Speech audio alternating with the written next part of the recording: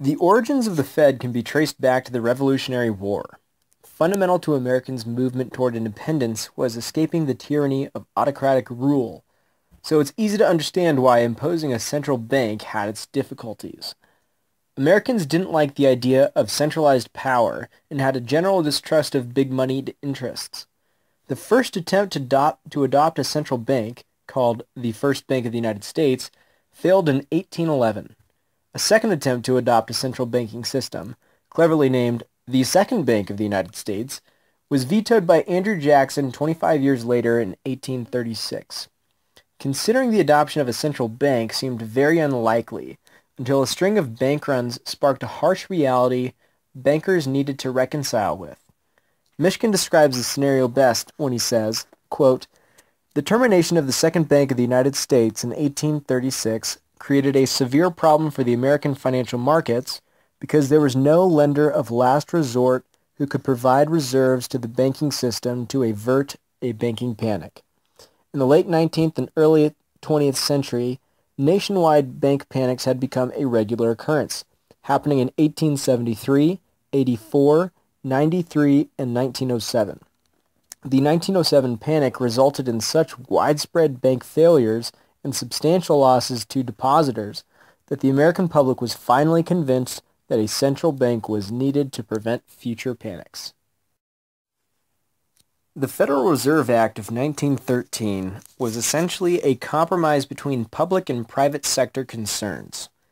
On one side of the aisle, Americans were concerned that a national bank like the Bank of England would intervene too often in the affairs of private banks, and on the other side, Americans were concerned that Wall Street and big-moneyed interest would exercise too much control over the economy. In true American tradition, a compromise was struck in 1913, blending public and private ownership of 12 regional Federal Reserve banks scattered across the country. The diffusion of power among the Federal Reserve System led to the creation of checks and balances among the following separate entities: Federal Reserve Banks, the Board of Governors of the Federal Reserve System, the Federal Open Market Committee, the Federal Advisory Council, and over 5,000 commercial member banks. The 12 regional districts elect a board of directors to represent that district's business, employment, and banking interests. This is where the relationship between public and private interests gets a bit complex. So I'll quote Mishkin where he says, quote, "Each of the Federal Reserve banks technically is an incorporated institution owned by the private commercial banks in the district, who are members of the Federal Reserve System. These member banks have purchased stock in their district Federal Reserve Bank, a requirement of membership, and dividends paid by that stock are limited to 6% annually. The member banks elect 6 directors for each district Federal Reserve Bank, and 3 more are appointed by the Board of Governors of the Federal Reserve System." End of quote. Now, at face value, Mishkin does a good job of describing the somewhat complex relationship between private and public sector. However, he does not address how the member banks elect those 3 private business leaders and what criteria is used in their determination.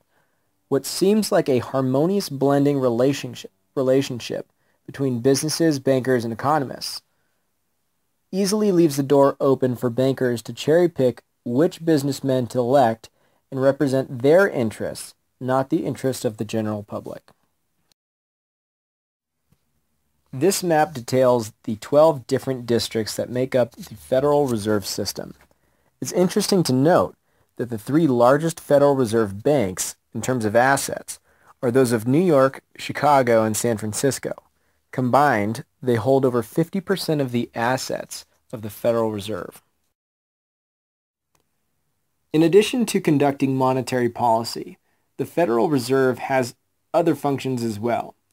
The Fed clears checks, issues new currency, withdraws damaged currency from circulation, and also evaluates proposed mergers and applications for banks to expand their activities. It should be noted, though, that functions like clearing checks, issuing new currency, and withdrawing damaged currency from circulation are becoming less and less common as society moves toward electronic transfer payments. One of the most fundamental duties of the Fed is to conduct monetary policy, which is simply determining how much money should be in circulation, considering inflation and deflation. One of the tools the Fed uses to facilitate or restrict lending is setting the discount rate. The discount rate is the interest rate which is charged to banks who receive loans directly from the Fed. The Board of Governors represents the public aspect of the Federal Reserve System. This is because each governor is appointed by the President and confirmed by the Senate. To limit a particular president's control over the Fed and insulate them from other political pressures, the governors serve one non-renewable 14-year term, with one governor's term expiring every other January.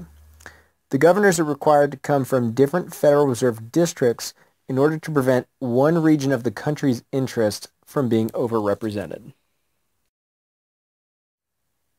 Janet Yellen is the current chairman, or rather chairwoman of the Fed. She essentially represents the Fed and updates the world on the direction she and her colleagues see the economy moving, and offers insights as to when the Fed is likely to raise or lower interest rates. The Federal Open Market Committee is arguably the most important entity of the Fed, as its decisions are fundamental to establishing the discount rate. Given that the discount rate is essentially the base interest rate from which banks will charge additional interest for loans like mortgages and car loans, it has powerful implications for the health and expectations of the economy. Before discussing the function of the Open Market Committee, it's important to understand the relationship between reserves and the discount rate. When the economy is doing well, banks are likely to loan out money and do so by drawing from their reserves. Often when the economy is doing well, banks will loan out more than their required reserves and have to borrow loans from other banks that have a surplus of reserves. If the demand for borrowed reserves continues to increase, banks with surpluses will increase the cost of borrowing their excess reserves and charge a higher interest rate. Thus, when the interest rates are low, the cost of lending out money is low, and when interest rates are high, the cost of lending money is expensive. Having recognized and understood this relationship between interest rates, reserves, and lending practices, the FOMC devised a clever way of manipulating interest rates to encourage or discourage economic growth. The FOMC is tasked with growing or shrinking the money supply by purchasing or selling government securities on the open market. This process is referred to as open market operations.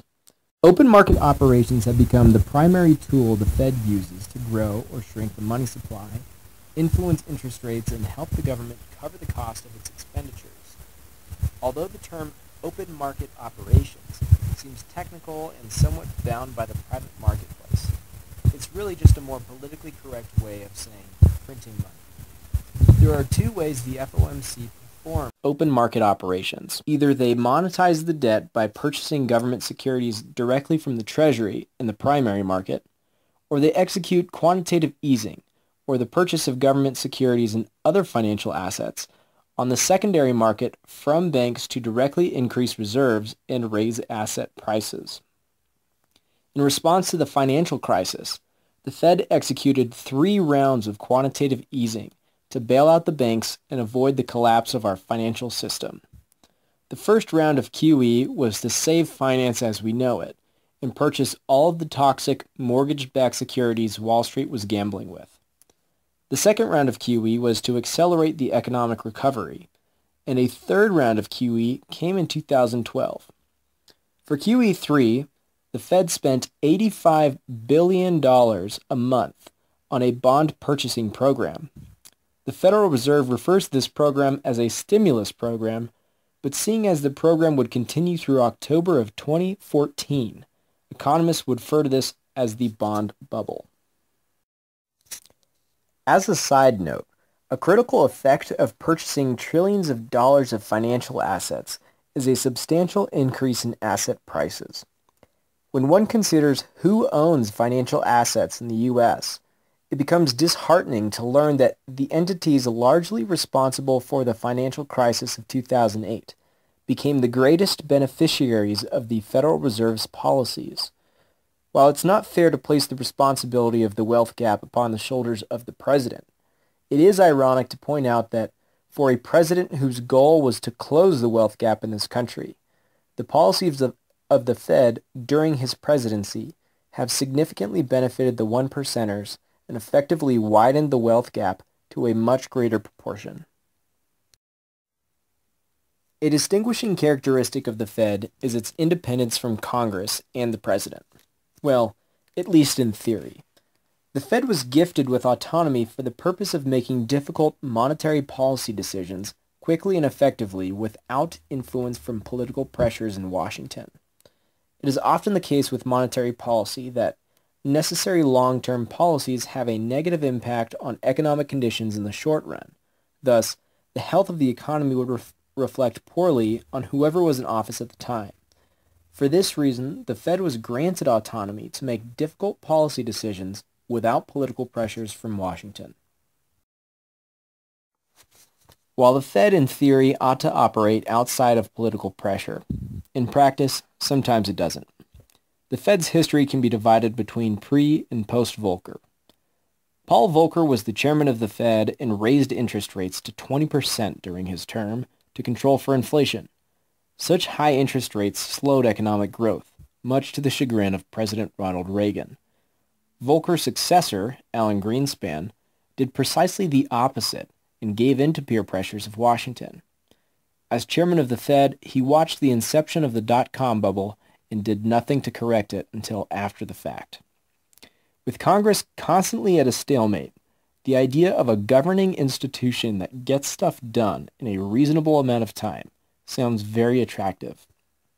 On paper, the Federal Reserve is an excellent compromise between public and private interests.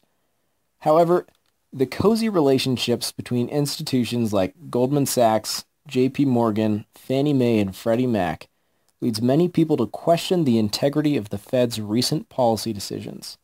What seemed like a promising solution to America's financial problems now seems to be the root of the problem.